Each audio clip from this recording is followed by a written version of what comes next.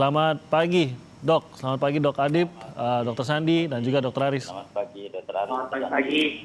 Terima kasih.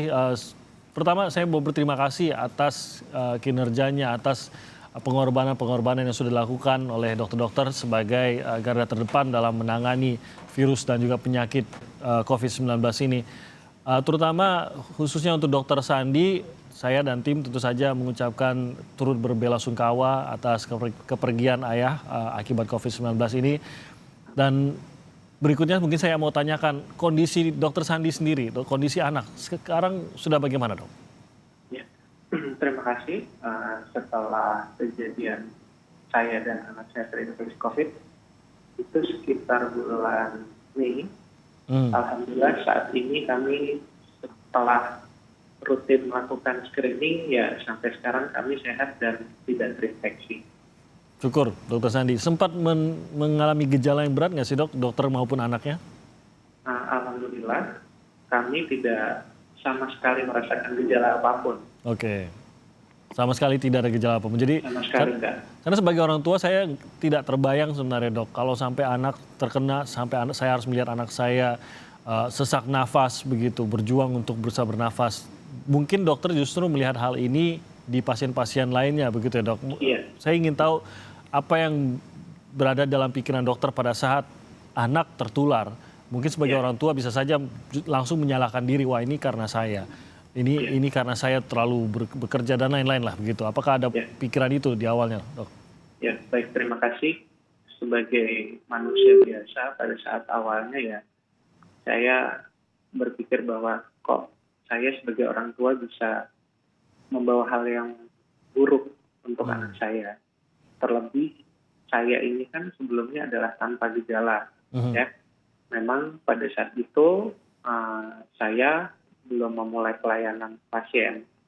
Tetapi dari rumah sakit tempat saya bekerja, saya direncanakan untuk screening lah pada saat itu ya, Mas. Ya. Saya nggak tahu konteks sama siapa sebenarnya. Akhirnya hasilnya positif dan sudah pasti yang di tracing terdekat adalah keluarga. Yaitu anak dan istri. Nah, perasaan saya tambah campur aduk mengingat kalau sampai anak saya positif dengan melihat almarhum orang tua saya, terutama bapak saya yang sudah meninggal, kalau saya pun dan anak saya harus jubilah menjalik sampai seperti beliau-beliau, itu betapa saya menyesalnya. Saya ngerasa pada saat itu, kalau ini saya wafat, saya akan masuk neraka karena secara tidak langsung membawa anak saya ke penderitaan yang sama. Yang harusnya orang tua itu kan menjaga anak. Dan ini lebih berat. Tadi Anda bercerita anak terkena pada bulan Mei ya. Sementara ayah sakit pada waktu itu akhir Maret kalau saya tidak salah. Iya, akhir Maret. Dan berarti baru sekitar 1 bulan lebih Anda harus kehilangan ayah. Anak dinyatakan positif COVID-19. Betul. Dan pada saat itu kami sekeluarga akhirnya harus isolasi, Mas. Sekeluarga, saya, istri, dan anak saya. Isolasi sekeluarga bersama atau benar-benar masing-masing tuh, Dok? Oh ya, istri saya kebetulan bertugas menjaga anak, walaupun istri saya sebenarnya negatif, Mas. Tetapi kan anak saya harus ada yang menjaga, saya sendiri. Jadi kami di kamar yang berseberangan hanya bisa tatap-tatapan selama kurang lebih 2 minggu. Tapi syukur akhirnya semua sembuh saat ini. Dan itu bulan puasa, jadi kami bulan puasa menikmati di isolasi dengan terutama ya harus saling mendukung lah, Mas, biar kami bisa keluar bareng dan melanjutkan hidup lagi. Gitu. Jadi puasa ketemu juga jadinya ya, mau tidak mau. Iya, betul. Gitu. Oke, saya ke Dokter Aris. Dokter Aris, foto yang mungkin kita boleh naikkan lagi tuh fotonya. Ini foto yang membuat banyak sekali yang memberikan ucapan-ucapan semangat kepada Dokter Aris karena ini sempat diunggah waktu bertemu dengan anaknya, dibatasi oleh pagar ini di Twitter ya kalau nggak salah, Dokter Aris ya? Iya, betul. Nah, sampai saat ini sudah berapa bulan tidak bertemu dengan anak dan apakah atau jangan sudah sempat ketemu, sudah sempat memeluk anaknya sampai saat ini? Sampai sekarang belum sempat memeluk. Kalau ketemu ya hanya seperti yang difoto, mungkin hanya dibatasi pagar atau ya berjarak. Kalau juga belum serumah udah 6 bulan. 6 bulan tidak serumah berarti tidak menyentuh anak sama sekali lah itu 6 bulan ya? Kira-kira seperti itu. Oke. Bahkan tidak bisa membuka masker, saya yakin Anda tidak akan membuka masker depan anak Anda begitu. Ngobrol pun tidak akan bisa berdekatan. Ini pagar benar-benar tetap jaga jarak ya, Dok? Iya. Tidak mendekat juga ke pagar anaknya? Anaknya sih kadang coba-coba maju, ya udah bilang udah stop sampai situ aja. Ini anak umur berapa anaknya, Dok? Anak saya cewek umur 5 tahun.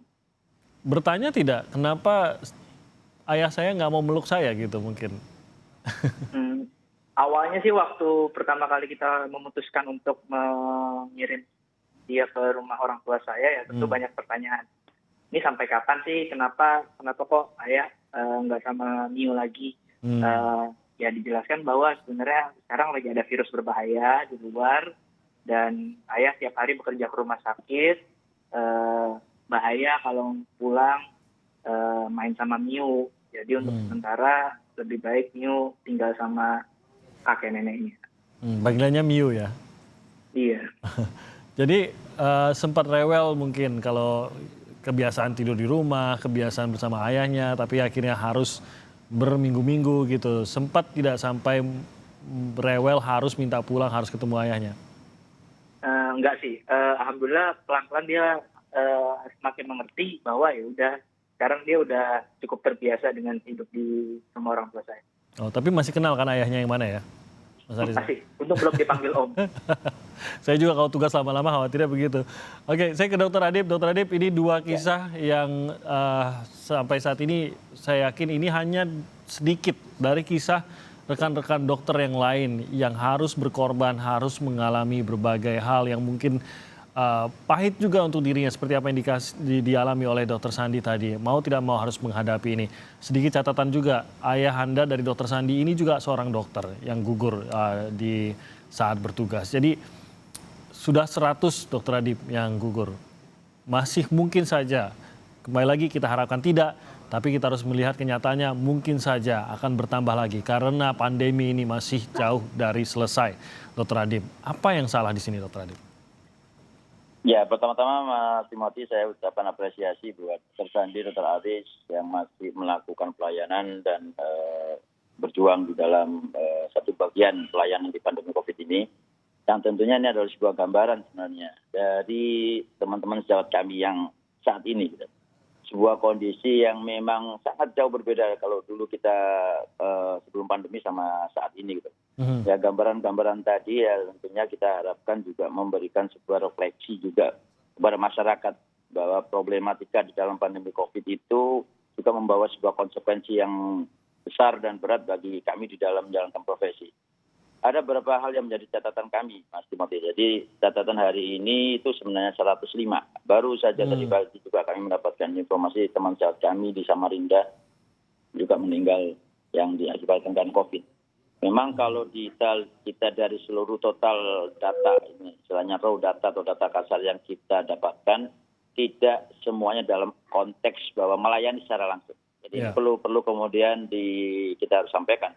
Artinya dia karena melayani di ruang isolasi atau di ruang perawatan, tidak. Tapi kita tahu bahwa menjadi satu bagian di dalam pelayanan kesehatan yang dilakukan, baik itu di vaskes primer, dokter umum atau di klinik, atau kemudian di vaskes rujukan di rumah sakit, maka ada yang memang dia harus bertugas secara langsung.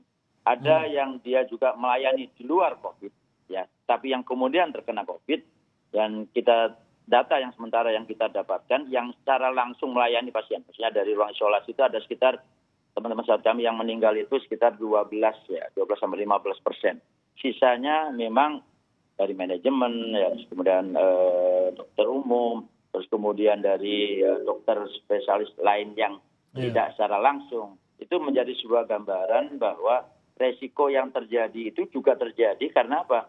pasien-pasien yang saat ini juga ada namanya pasien dengan OTG. Iya. Pasien datang dengan fraktur patah tulang, tapi dia ternyata positif. Yang kita tidak tahu pada saat kita operasi, sehingga itu kemudian akhirnya terkena pada teman sejawat kami yang spesialis ortopedi. Nah, inilah yang kemudian juga menjadi satu bagian protection and safety yang harus dilakukan oleh setiap dokter. Itu menjadi satu kunci yang saat ini yang harus dilakukan. Sehingga kita pun dari Ikatan Dokter Indonesia membuat sebuah buku panduan di dalam pedoman perlindungan dokter. Mulai dari dia sebagai dalam pelayanan atau dia juga di dalam komunitas.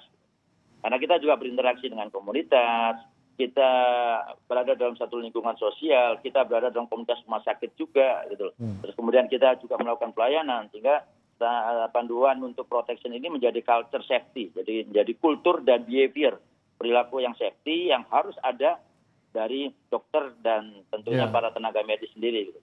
Ya, dan para pasien juga. Kita melihat bagaimana berbulan-bulan sebelumnya saja kita sudah mendengar bagaimana sejumlah dokter sudah dalam tanda kutip berteriak begitu, tolong jujur pada tenaga medis karena kita tidak akan pernah tahu siapa saja yang memiliki gejala apa saja yang sudah dilakukan oleh pasien, apakah beresiko atau tidak untuk tertular COVID-19.